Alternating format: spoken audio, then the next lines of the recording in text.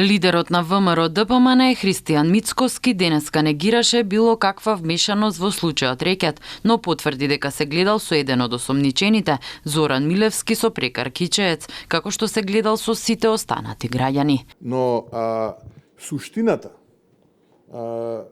е дека тој Зоки Кичевец на Мицко на рака му дал пари. Ете, тоа е вака суштината, да бидеме јасно и транспарентни која е интенцијата на СДСМ и на тој начин се сакаат да го вовлечат Мицко во целата оваа рашомунијада наречена рекет. Дури до мене стигна информации дека дел од властодржците, додека овој осомничен е таму каде што е, му приоѓаат со понуда за милост да даде ваков исказ. Затоа ја велам.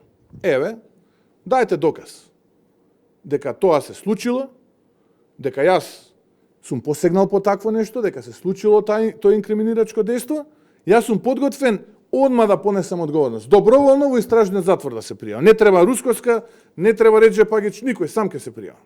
Тој изрази сомнеж дека криминалот во рекет не е без поддршка од премиерот Зоран Заев. Сомнежите се дека Заев го штити овој криминал, а тоа го темелам на следново. Катица Јанева не е во притвор, а истата може да избега.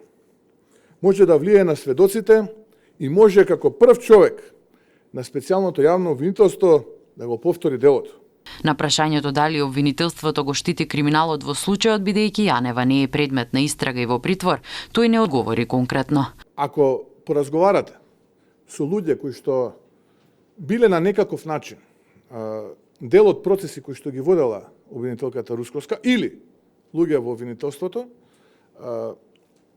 тогаш ќе видите дека прибирањето на доказниот материјал се случувало фуриозно. И најчесто тие луѓе кои што биле предмет на обвинение завршувале во притвор. Сега немаше таков случај, сега гледам дека напротив имаше уживање во убавините на плажите кај нашиот јужен сосед. Мицкоски уште еднаш го повика владеачкото мнозинство на предвремени парламентарни избори.